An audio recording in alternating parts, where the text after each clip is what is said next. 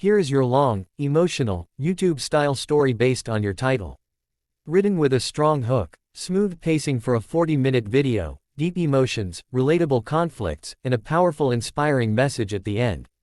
Plain paragraphs, no headings. The beeping monitor beside room 509 had a strange rhythm that night.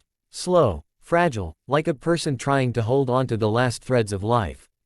Young nurse Alina paused at the door, her hand trembling slightly as she checked the patient's file. She didn't know why her heart felt heavy, why she felt drawn to this room more than any other. Maybe because everyone whispered that the man inside had only a few weeks left, or maybe because something inside her kept saying his story wasn't over.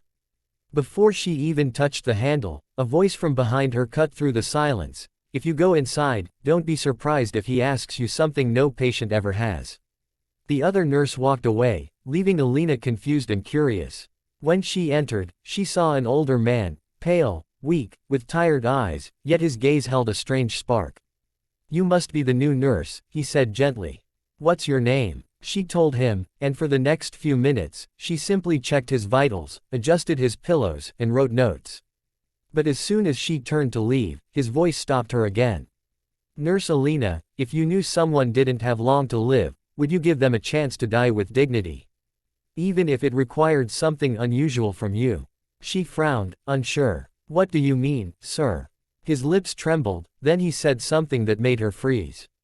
"Would you marry me?" Her first instinct was that this must be a delusional episode. Patients said strange things when they were scared of death. But his eyes, they were steady, pleading, honest. He told her he had no family left. No children. His wife had passed away years ago. And now, everyone who once cared about him had forgotten him. "I don't want to die alone," he whispered. "No one should." Alina didn't know why she sat down beside him. She didn't know why her chest tightened listening to a stranger's pain.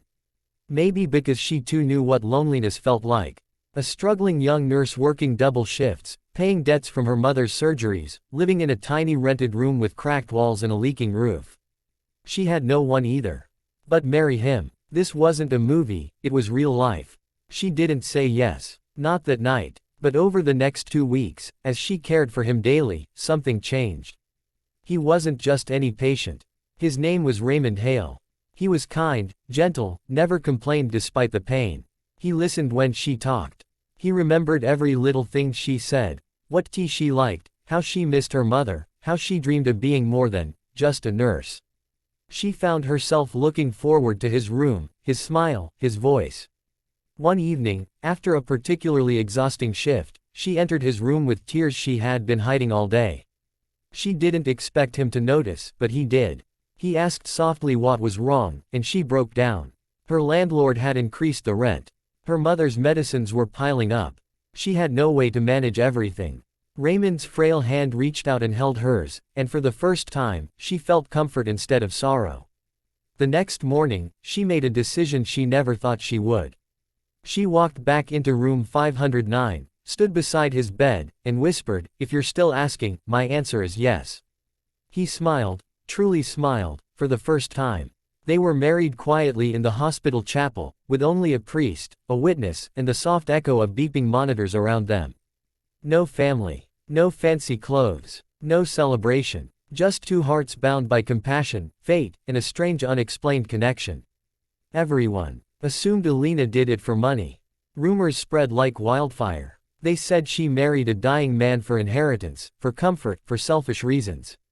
She ignored them all. She knew the truth. She did it because he deserved love in his final days, and because somewhere along the way, she had found a strange tenderness in her heart for him.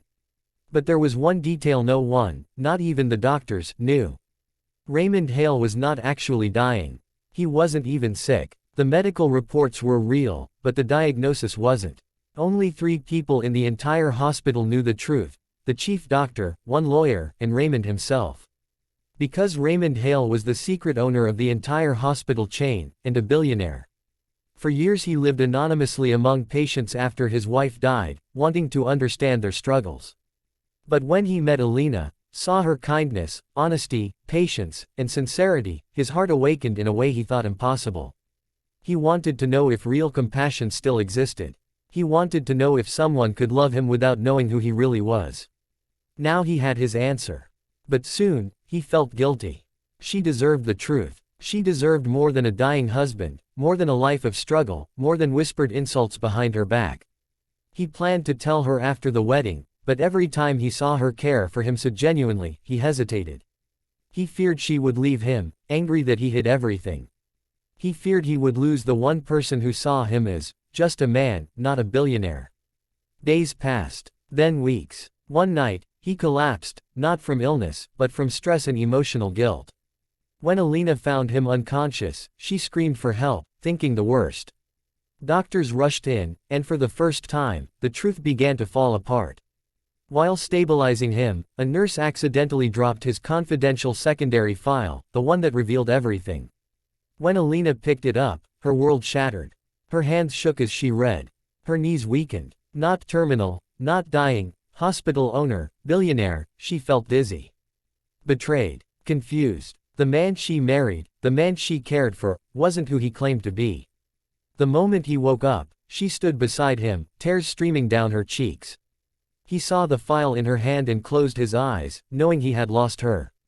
Alina, I was going to tell you. I just didn't know how. She asked only one question, in a trembling voice, why did you lie? His answer broke her heart and mended it at the same time. Because I wanted to be loved as a man, not as money. And when I met you, I realized you were the only person who saw my soul, not my bank account. I was scared, Alina. Scared to lose the only genuine thing left in my life. She turned away. She needed time, space. Truth felt heavy and painful.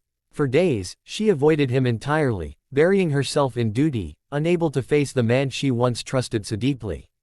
But every time she passed room 509 and saw him waiting silently, staring at the door with eyes full of regret, her heart ached.